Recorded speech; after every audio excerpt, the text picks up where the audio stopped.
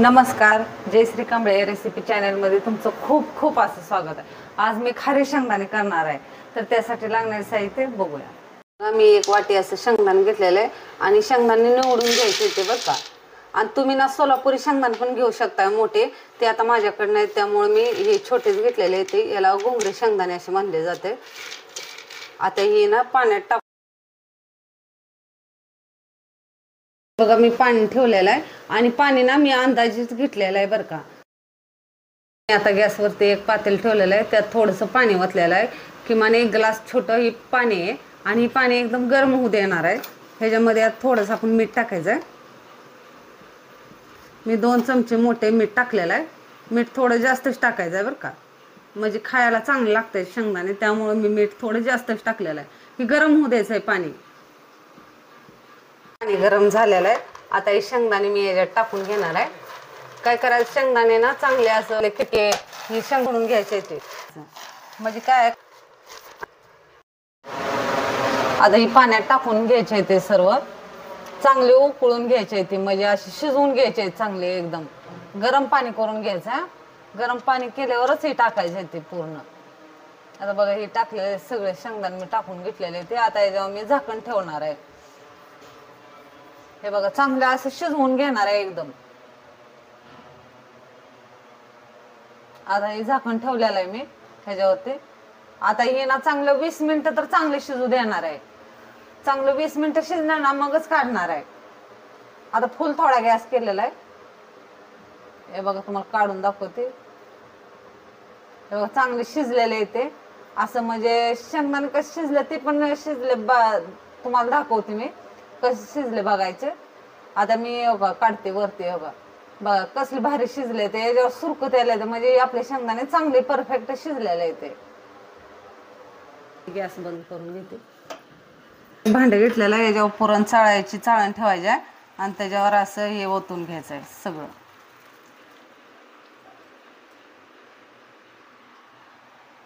हे बघा असं नितळून घ्यायचं आहे। थोड्या वेळ ह्याच्यावर ठेवायचं आहे, नंतर कपड्यावर असं सुकवून घ्यायचं आहे। त्यातलं सगळं पाणी अगोदर सगळं असं सुकलं पाहिजे या चाळणीवर, म्हणून मी असं ठेवलेलं आहे।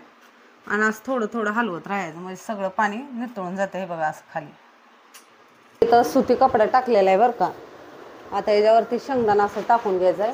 मी फॅन खाली सुकवून घेणार आहे चांगलं चांगलं। यातलं पाणी असं हे झालं पाहिजे, सुकलं पाहिजे, पसरून घ्यायचं आहे असं पसरून, आणि फॅन खाली चांगलं असं सुकू देणार आहे। हे बघा असं अर्धा-भर तास चांगलं सुकू देणार आहे।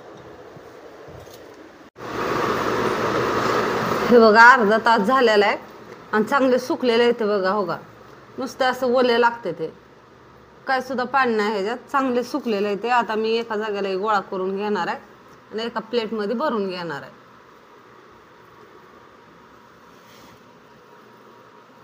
चांगले सुकून हे झालेले आहे ते, म्हणजे कुरकुरीत होते ना, मिठात टाकल्यावर आता भाजले ना तर कुरकुरीत होते ते। हे बघा असं सर्व भरून घेतलेलं आहे ते, एका वाळल्या प्लेटमध्ये घ्यायचे ते।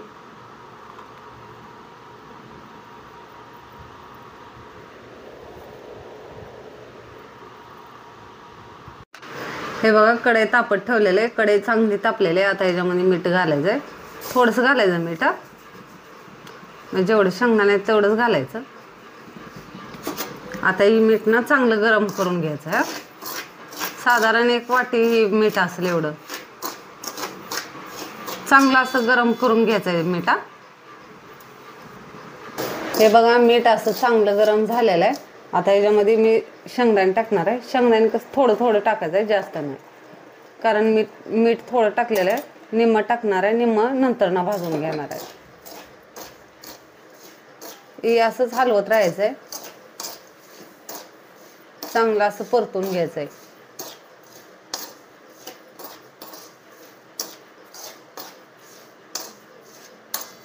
कडक होईपर्यंत असंच परतून घ्यायचं आहे।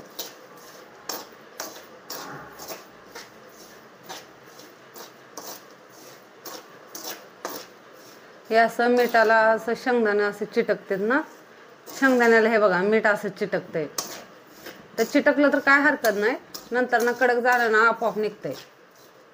हे बघा शेंगदाणे असे एकदम कडक झालेले ते, आणि तसं नसेल कळत तर काय करायचं माहिती आहे का, एक शेंगदाणा घ्यायचा आणि बघायचं सलपान काढून घ्यायचं. हे बघा सलपान निघतंय म्हणजे कडक झालेले ते बघा. आता काय करायचं, एक ताट घ्यायचं आणि त्याच्यात हे असं झारणीनं असं काढून घ्यायचं, म्हणजे मीठ खाली राहते आणि शेंगदाणे वर येते. हे बघा असं.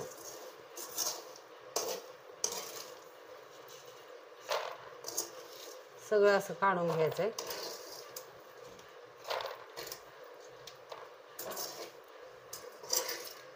मी टाकून घेणार आहे आणि हे पण असंच भाजून घ्यायचं आहे.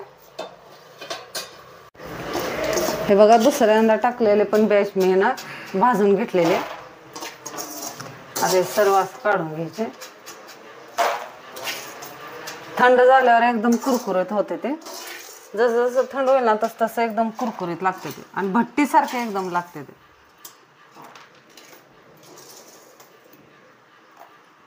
आणि हे जे मीठ उरलेलं आहे ना, हे असंच थंड करून ना एका डब्यात भरून ठेवायचं.